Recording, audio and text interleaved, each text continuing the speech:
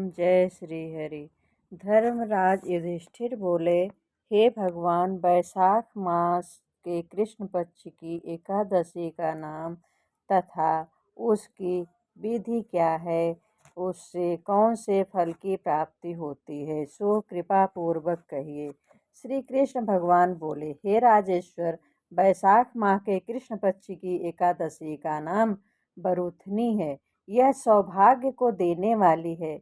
इसके व्रत में मनुष्य के समस्त पाप नष्ट हो जाते हैं और अंत में सुख मिलता है। यदि इस व्रत को एक अभागिनी स्त्री करती है तो उसे सौभाग्य मिलता है। बरूथनी के व्रत के प्रभाव से ही राजा मांधाता स्वर्ग को गया था। इसी प्रकार धुंधमार आदि भी स्वर्ग को गए। बरूथनी एकादशी के व्रत का फल 10 सहस्त्र वर्ष तपस्या करने के फल के बराबर है।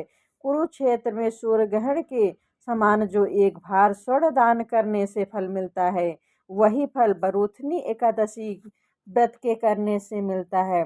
बरूथनी एकादशी के व्रत से मनुष्य इस लोक और परलोक दोनों में सुख प्राप्त करते हैं और अंत में स्वर्ग को जाते हैं। शास्त्रों में कहा गया है कि हाथी का दान घोड़े के दान से और हाथी के दान से भूमि का दान उत्तम होता है। उससे उत्तम तिल का दान होता है। तिल से स्वर्ण का दान उत्तम होता है। स्वर्ण से अन्न दान श्रेष्ठ माना गया है। संसार में अन्न दान के बराबर कोई भी दान नहीं है।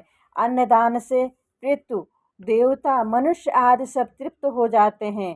शास्त्रों में कन्यादान इसके बराबर माना गया है। बरूथनी एकादशी के व्रत से अन्न तथा कन्यादान का फल मिलता है। जो मनुष्य लाभ के बस में होकर कन्या का धन ले लेते हैं, वह प्रलय के अंत तक नरक में पड़े रहते हैं या उनको अगले जन्म में बिलाव का जन्म ग्रहण करना पड़ता है। जो मनुष्य प्रेम से यूं धन सहित कन्यादान करते हैं, उनके पुण्य को चित्रगुप्त भी लिखने में असमर्थ हो जाते हैं। जो मनुष्य इस बरूथनी एकादशी का व्रत करते हैं, उनको कन्यादान का फल मिलता है। बरूथनी एकादशी का व्रत करने का 10वीं विधान ऐसा है। 10वीं के दिन से निम्नलिखित 10 वस्तुओं का त्याग कर देना चाहिए। नंबर 1, कांसे के बर्तनों में भोजन नहीं करना चाहिए। नंबर 2, मांस नहीं खाना चाहिए और नंबर 3, मसूर की दाल नहीं खानी चाहिए। नंबर 4, चना नहीं खाना चाहिए। नंबर 5, कोदो नहीं खाना चाहिए। नंबर 6, शक। नंबर 7, मधु नहीं खानी चाहिए यानी कि शहद। नंबर 8, दूसरे का अन्न नहीं खाना चाहिए।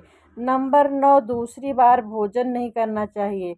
नंबर 10, स्त्री का संग या अन्य किसी के साथ संबंध नहीं करना चाहिए। उस दिन जुआ नहीं खेलना चाहिए तथा शयन नहीं करना चाहिए।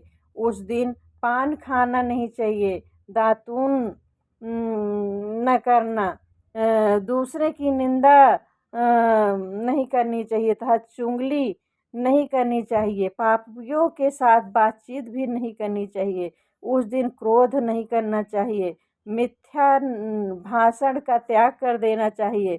इस व्रत में नमक, तेल तथा अन्न वर्जित हैं। हे राजन,